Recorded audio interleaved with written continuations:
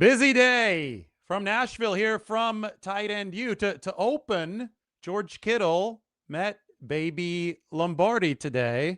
In San Francisco right now? Yeah, we're in Nashville right now. Hello. Just carbon copied him, so How old is she? 9 weeks. 9 weeks. Yeah, she's ready to get out there tomorrow. We got some cleats for her. Well, she's 10% in height. Let's keep it up. Yeah. She's 25 inches in 2 months. That's pretty sick. They literally said 100%. You're a big stats guy, so you're going to stay on that the entire time. I put out a relative athletic score for her. It was very high. I love it. I got to keep Great it. seeing you. Yeah, we'll see you tomorrow. Cool moment to begin tight end U. That is going to take the field tomorrow here in Nashville. We joked there that, I don't know if it's a joke, we actually do have a relative athletic score for Savannah Lombardi. I think it was 100th percentile height at birth, and then at 1 month, and then at 2 months. So that's where we're at right now. And here's a nice photo of George. There's Lombardi herself. Makes another appearance on the channel. Anyway, George Kittle joins the podcast today, the Pardon My Take podcast, and they talked a little bit about Brandon Aiyuk. And here is what George had to say. Yeah, you have fun with all that comes with it. Yeah, I mean, he seems like he's very active on social media, which, that's a great way to connect with fans and brands and sponsors. Yeah. So it seems like this, once he gets to us, then he'll finally be happy and every bad thing's going to go away. Yeah, you're right. I wouldn't be happy either after a team paid me $130 million. Whew. So, I mean, we haven't heard, all too much from players and teammates of Brandon Aiyuk's, and technically still teammates of Brandon Aiyuk's, on Brandon Aiyuk. It's just been a lot of, I think Ricky Pearsall and Trent Williams over the course of the season said, I wish him the best, and I'm not going to really get into our conversations. That, to me, was the first kind of real take on this whole Brandon Aiyuk situation publicly from a 49ers player. There was a Commanders fan interviewing him on the George Kittle on the Pardon My Take podcast, and he wanted to know, okay, I want my team to get Brandon Aiyuk because he keeps on talking about the Commanders, and he was talking about Aiyuk not being happy, and George Kittle chimed in with a sarcastic response, and he said, yeah, I wouldn't be happy either if a team paid me $130 million, which I think sums up what the vast majority of people think about Brandon Aiyuk and think about this situation. San Francisco obviously didn't pay him $130 million. They paid him $48.1 million, but George's point is that the 49ers paid him a whole heck of a lot of money, and in the past, that's something that has typically made people happy, has made people, I mean, there was an agreement, right? The 49ers gave Brandon Aiyuk the money. There was over $48 million guaranteed. There was much more than that, actually, before they voided some of the guarantees. Aiyuk was okay with the voiding of the guarantees, but now Brandon Aiyuk obviously is not pleased with the 49ers. The 49ers are not pleased with him. Kittle also mentioned that when he saw Aiyuk rehabbing in weeks 6, 7, or 8 last year, that he saw Brandon Aiyuk hit 22 miles an hour and be able to stop on a dime, which is insanely impressive. Kittle, for example, he's been rehabbing lately, and it's a big milestone for him. He just crossed 16 miles per hour running, and he's trying to be back week 1 against the Rams. Aiyuk, at some point last year, it sounds like around mid-season last year, hit 22 miles per hour and was able to stop on a dime, which tells us that Brandon Aiyuk was very close to returning for the 49ers last year. That basically corroborates what we had already known, that the 49ers were counting on Brandon Aiyuk to come back in the 2026 season.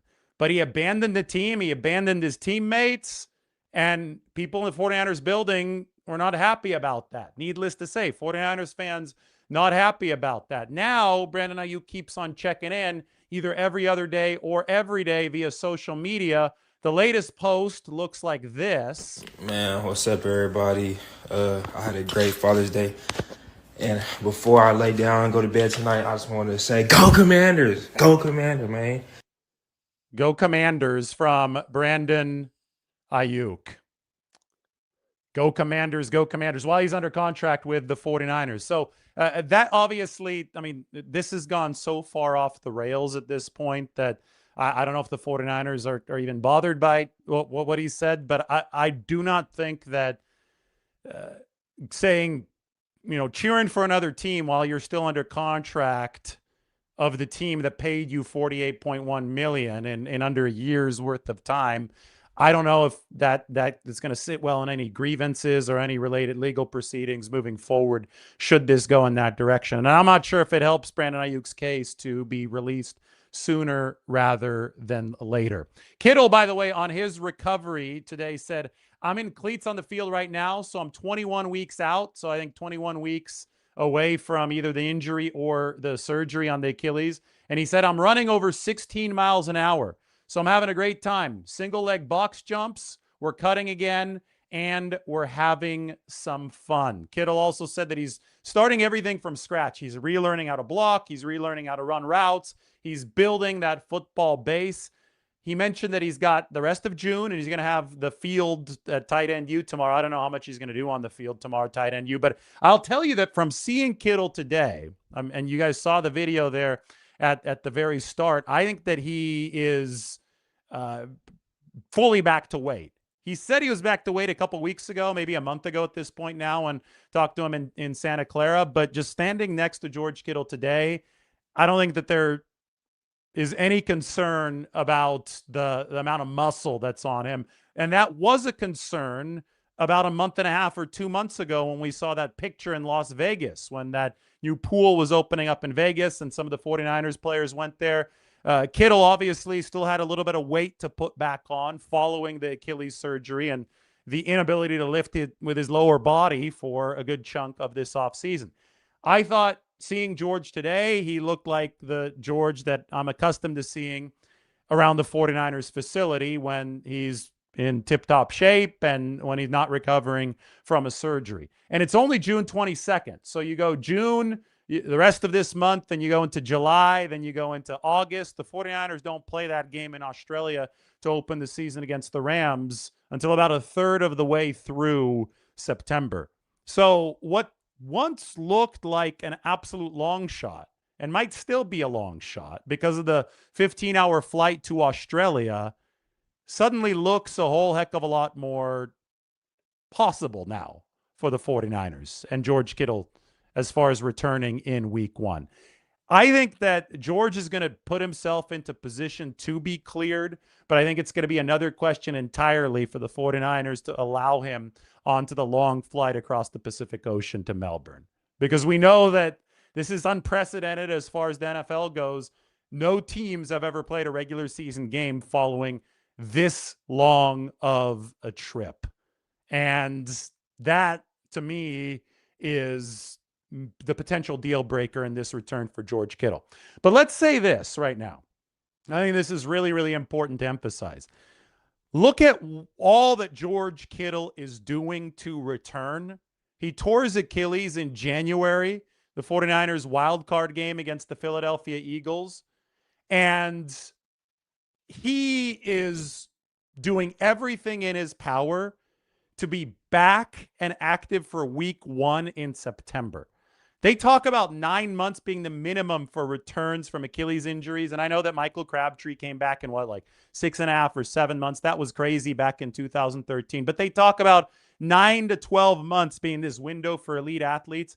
And George Kittle is doing everything that he can to be back at the very lower end of that. You juxtapose that with Brandon Aiyuk, who obviously was running fast, and we saw it with our own eyes. Kittle just said it was 22 miles an hour around mid-season of 2025, and who just walked out of the 49ers building when the team really could have used a receiver at his X spot to close last year when they weren't getting any separation.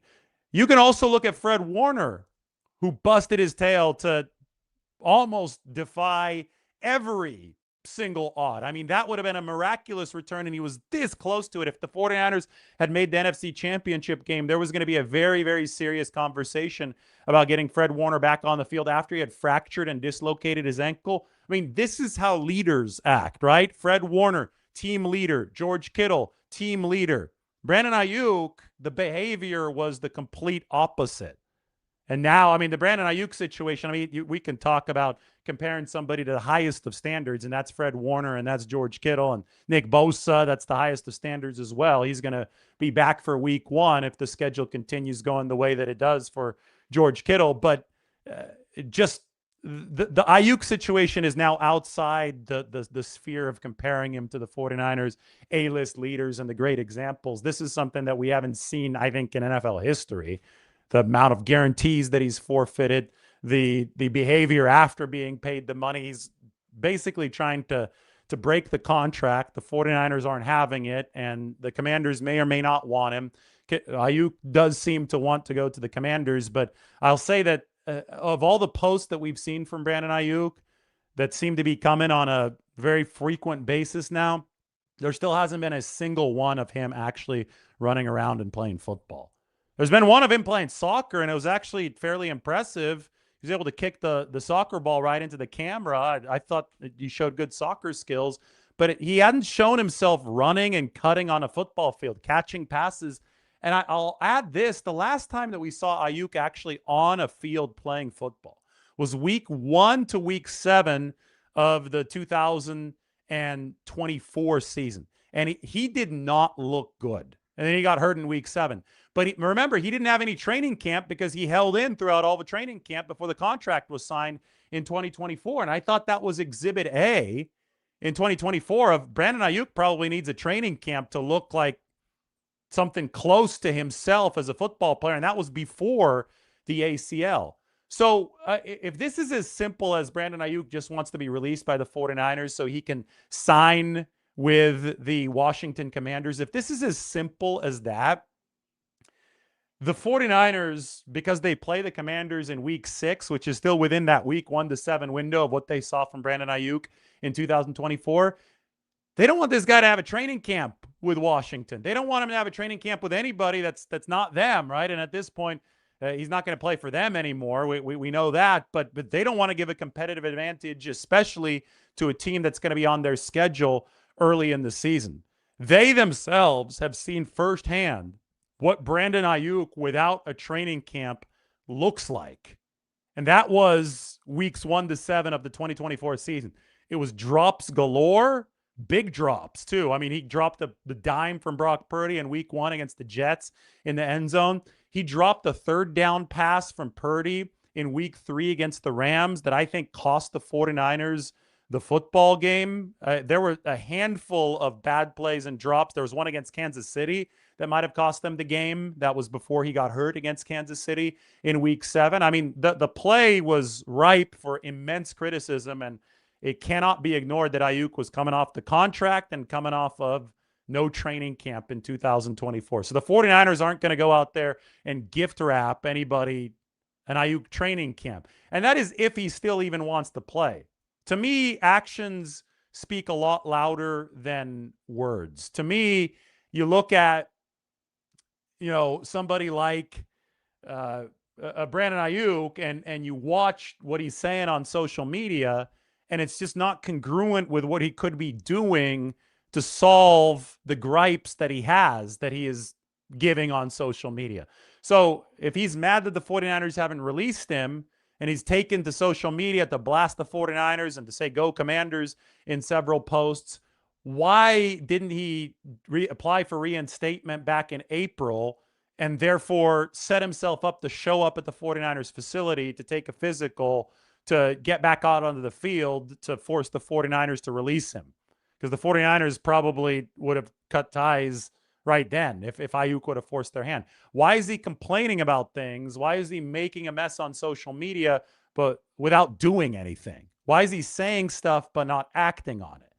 And he had an opportunity throughout April and May during the 49ers offseason program to actually act and to actually get himself in position. He didn't do it. And now, the next opportunity probably won't be until training camp since everybody's on vacation right now. But so far, what I've seen from Brandon Aiyuk, it's like that guy outside the bar who wants to fight someone while he's getting held back. You know, it's easy to act really tough if two big dudes, if the two bouncers are holding you back. So he's, throwing all these barbs at the 49ers, but he's not actually, acting in a way that would satisfy the demands that he purportedly, allegedly, we'll use the word allegedly, has. So anyway, big mess right now with Brandon Aiyuk. But tight end U is here, so we can focus on that. Remember, Brock Purdy, Mac Jones, Kyle Juszczyk, and of course, George Kittle, whom you've already seen, are going to be at tight end U for the 49ers, which got underway with the off-field stuff today, and tomorrow it's going to be the big on-field day at Vanderbilt University here in Nashville. So I'll bring you a good video, maybe videos from tight end U. It's going to be a lot of content tomorrow. Really excited for that. And that really begins the true dead period of the summer, right? Once tight end U happens, the calendar is going to turn from June to July. And we have dates for 49ers training camp now. July 18th is when rookies report. July 25th is when veterans like George Kittle will be required to report. Then August 11th is the start of the 49ers joint practice session with the Tennessee Titans. That's going to be in Santa Clara.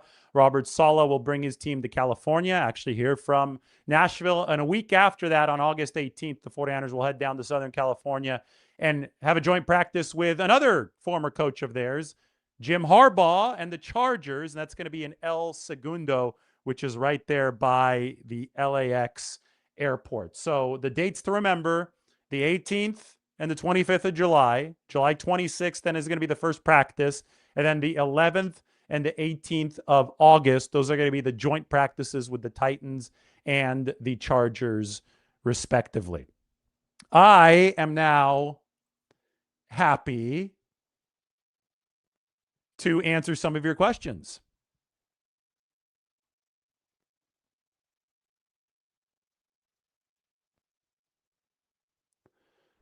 I think there are public access tickets to tight end U, since they're actually doing it in Vanderbilt Stadium this year. The event has grown every single season. I would just search for that online to see if some are still available. And I'm sure that if they're doing it in the stadium, I'm sure that there will be tickets available. I believe it's free, but I do believe that you have to register for tickets.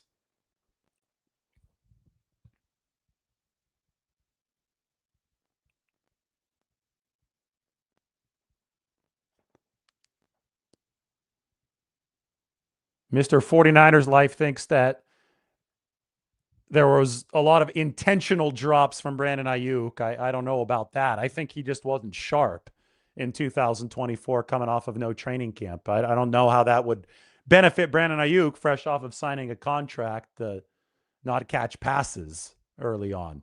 I don't think he intentionally tore his ACL either. I think that the situation was a mess from even before when the contract was signed. It's unfortunate how it all unfolded, but it really, really took a turn for the worse at some point late last summer. We can say that because Aiyuk was running out on that 49ers practice field in the early parts of 2025.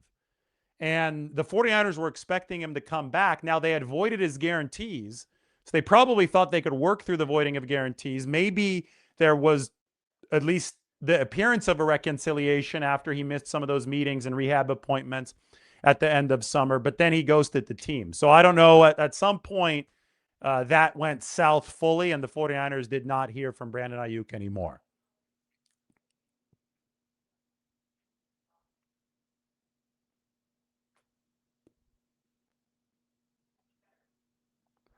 Can the two rookies who are unsigned show up from camp? I think they would have to sign to actually participate in training camp. You can sign a waiver to participate in OTAs and the veteran mini camp, but you would actually have to sign for camp. Now, I'm going to have to get clarification on who's signed and who isn't, because the 49ers have literally posted pictures of every single rookie signing a contract, but they've only announced all but two of the rookies as having signed.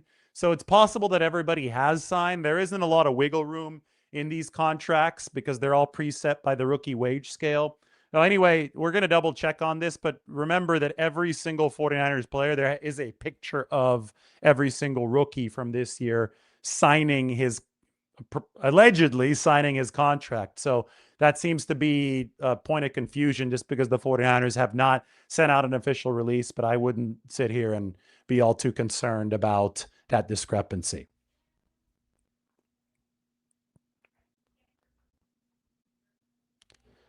If he stays on the left squad list, will he still be owed the guaranteed money? It's not guaranteed money, so no, he will not be owed that money. It's an option bonus. It's $24.9 million. It must be paid out by September 1st, but it only has to be paid out if Brandon Aiyuk is in line to earn it. If he's still on the left squad list, if he doesn't report to training camp, he's not in line to earn the $24.9 million, which puts the ball in Brandon Aiyuk's court. He's got to get himself off the left squad list. He has to get himself access to re-enter the building to put some pressure on the 49ers. Now, it's possible that they don't want any part of this guy, and the second that he applies for reinstatement and can re-enter their building, they cut him. But I don't know. Nobody seems to know exactly where the 49ers stand on the issue of releasing Aiyuk once he starts pressuring them. But he hadn't pressured them. That's the whole issue with this whole thing, is that he's talked a big game through some of these Instagram reels and some of these social media posts, but he actually hadn't acted a big game. So there's no way for us to know where the 49ers limit here is. We know that social media bluster doesn't seem to bother the 49ers, at least what's happened so far. So they're holding on to Aiyuk through it. If at some point this becomes too big of a distraction, and I know he's been charged with a misdemeanor in Santa Clara County, and he has also been issued a warrant for his arrest in Santa Clara County. So I know that at some point, if more off-field stuff happens, the 49ers would probably not want to be associated with Aiyuk at all.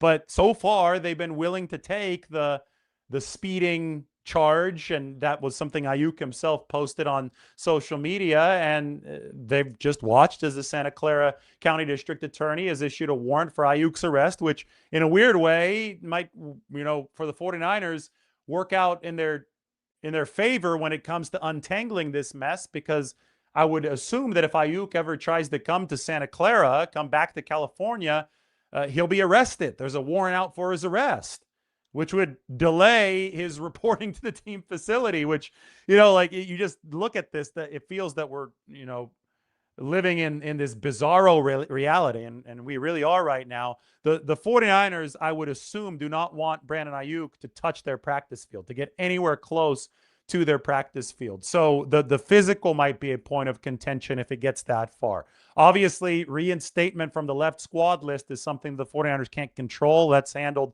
by the league office, but he can't re-enter the building until he's reinstated from that list. Once he is reinstated from that list, how much do the 49ers handle at that point? How much are they willing to stomach at that point? Do they make Brandon Aiyuk come in and take a physical? Do they cut him right away? If they do make him take a physical, how many issues do they take with that physical? Does Brandon Aiyuk contest that? The reason why it's so hard to even begin to discuss what might happen is because Aiyuk has not even posted a video of himself running out on a football field right now. We haven't seen a video of him cutting. We haven't seen a video of him catching passes ever since last preseason, when he actually caught a couple passes from, I think, Brock Purdy, from 49ers quarterbacks during warm-ups of the preseason game against the Raiders. Then we saw him running out on the practice field for a few weeks, and then Brandon Aiyuk vanished. We have not seen him since then. He left the team, left squad list. Is he in shape? I asked Jed York if he was healthy at the start of April, nearly 3 months ago at the NFL owners meetings, and Jed straight up said, I don't know. So there's so much that we're in the dark on. Aiyuk did post the video of himself stepping on the scale a few days ago, 208 pounds. He played at 200 for the 49ers last year. But again, that doesn't tell me a whole lot beyond, okay, yeah, maybe you've been eating okay and maybe you've been lifting. I don't know if you could still play football right now. I don't know. More importantly, I don't know if you still want to play football right now. I don't know if that desire is there. until I actually see Brandon Aiyuk back up his words with some actions.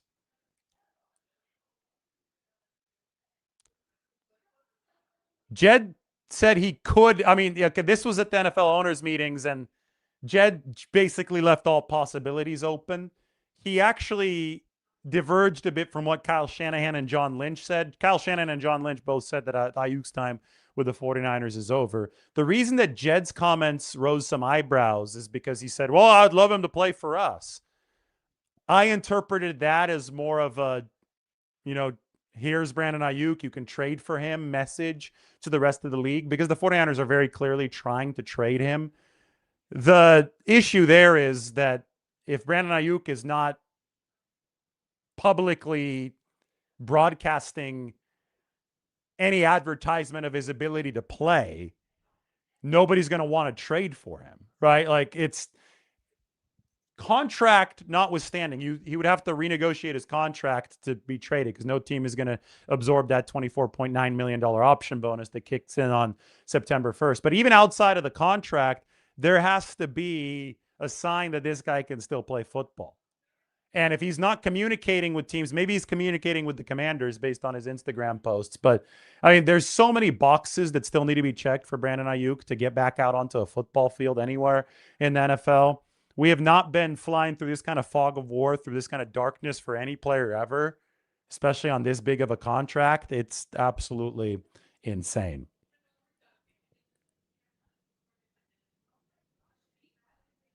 Somebody says Aiyuk is being smart, not posting workouts to get his release. No, he's not. If anything, Aiyuk posting right now would expedite the process of him being able to get where he allegedly wants to be. Also, if the 49ers play ultimate hardball and make him take a physical, Aiyuk is going to want some public support out there and some evidence out there that he can pass a physical that isn't out there yet at this time. Him just weighing himself at 208 pounds is not good enough. Him playing soccer in his driveway is not good enough. He needs to put actual football stuff out there. There's no benefit for Brandon Aiyuk to only post non-football things. Hiding anything football related is not smart in this case. And that's why I keep on waiting for the football video to come out. I keep on waiting for a football-oriented social media post from Brandon Aiyuk, because that's something that could actually protect him moving forward, given the hurdles and given the path moving ahead into training camp and beyond. Hadn't happened yet. Maybe it's going to happen closer to training camp. Maybe he's training his ass off right now. I don't know. I'm in the dark. George Kittle mostly is in the dark. The 49ers, I think, mainly are in the dark. The Commanders might even be in the dark. But show me your willingness to actually play. And I say show me, don't tell me. Show me your willingness to actually play moving forward. And I think that would not only help convince me, but it would help convince a lot of people that this is more than just a social media attention grab. Because these posts that are now happening more and more frequently, they actually need to have some teeth behind them to convince people that they're more than social media attention grabs.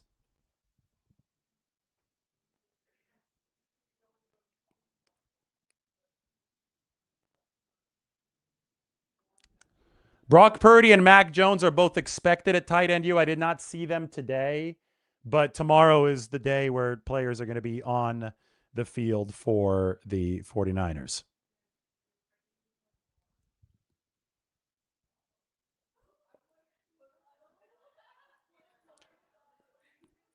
Any chance the 49ers ask for a formal tampering investigation in regards to the Brandon Aiyuk situation? If they believe tampering has happened, so far to me, this seems really one-sided in that Brandon Aiyuk is talking a whole lot about the Commanders, but the Commanders aren't really talking about him. Brandon Aiyuk is allowed to talk about whoever he wants to talk about.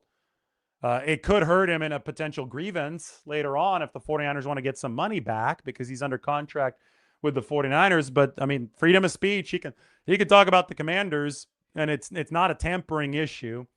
The issue would be if the Commanders were talking a lot about Brandon Aiyuk or talking to Brandon Aiyuk with their actual front office. I haven't seen any evidence that that's the case. Jaden Daniels is his friend. Jaden Daniels is allowed to talk to his friend. The player conversations aren't tampering. It's front office or coaches talking to players. That's tampering. And I haven't seen any actual evidence of that happening. It's been really one-sided. It's been Aiyuk talking to or talking about the Commanders.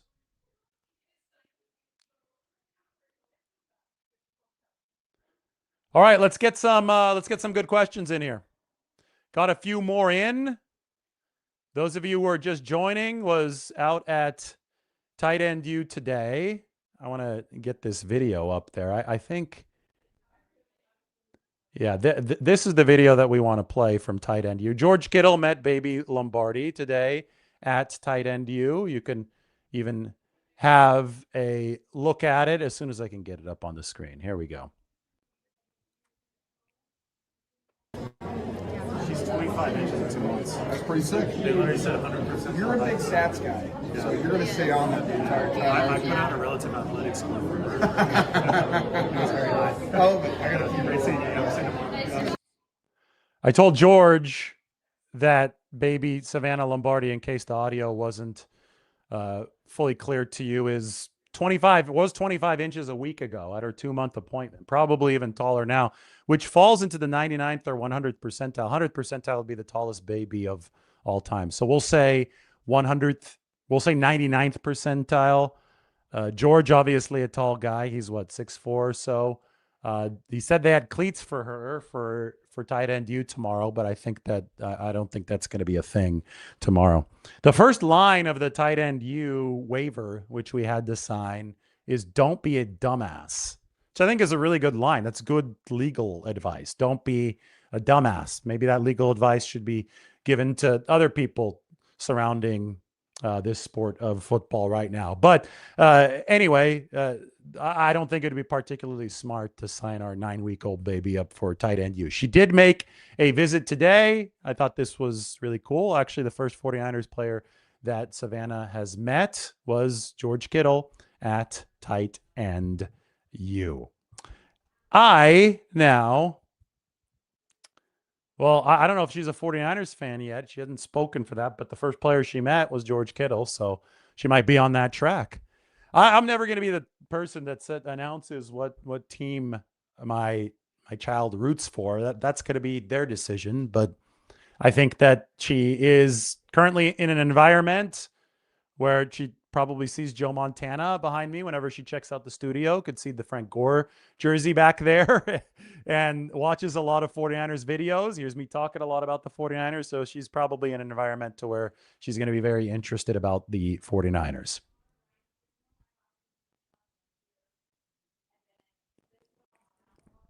Yeah, Aiyuk you're right about this, Ryan. His total earnings from the 49ers are above 60 because of the rookie contract. He was a first-round pick, and he made $48 million after signing the deal in 2024.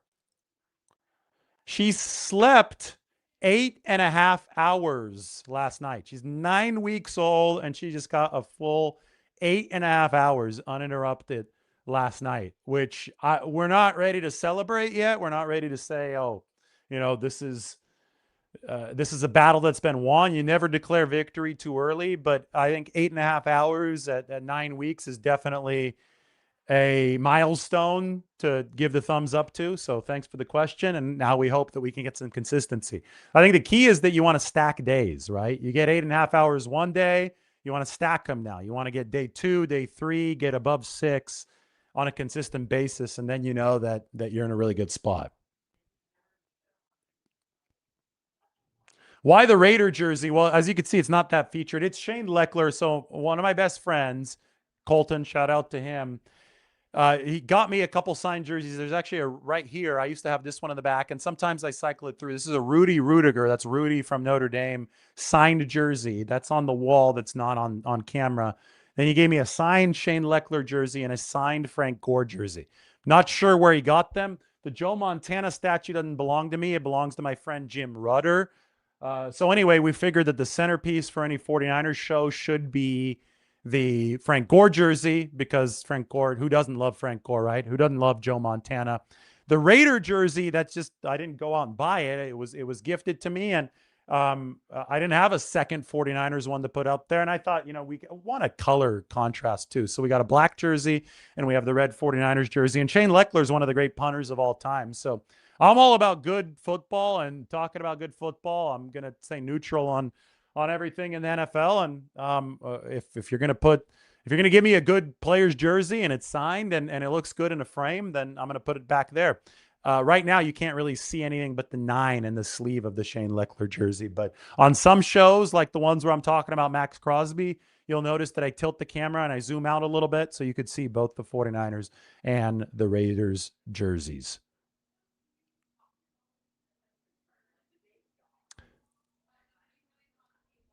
Appreciate it. Thank you, sir. You have a funny name, Curmudgeon8.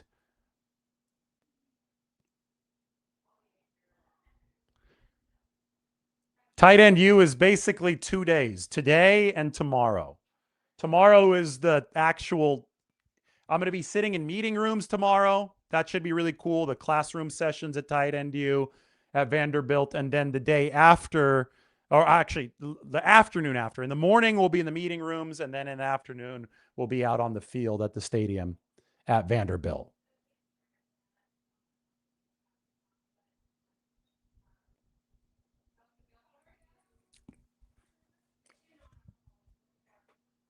All right. Any more good questions? Those of you looking for what George Kittle said, that we played that at the start of the video. I just wanted to make a nice longer Q&A for everybody. 130 million. It wasn't quite 130 million for Brandon Aiyuk, but the contract was worth up to 120 million. And it's just really funny that Brandon Aiyuk was not happy after the 49ers essentially caved and gave him the deal worth 30 million per year. So many people in 2024 were saying, oh, they shouldn't pay him 30 million per year. 49ers ended up doing it. They obviously regret it, but Aiyuk very clearly wasn't happy with that, or he was happy to take the guaranteed money that came with it, but then did not fulfill his end of the contractual obligations.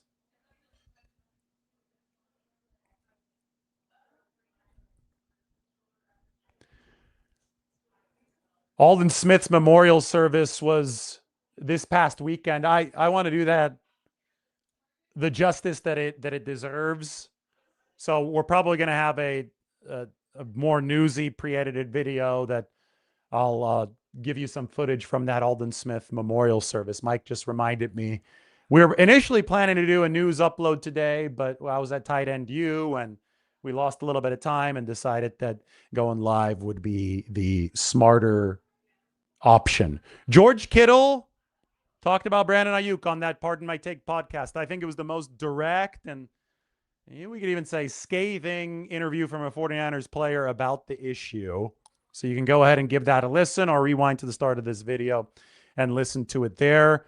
And then there was tight end U and there was George Kittle meeting Baby Lombardi. So it was a good day. Tomorrow we're going to be back out on the field out there at Vanderbilt for what? This is the 6th year, I think, of tight end U. It's crazy how much it has grown over time. Everybody, thank you for watching.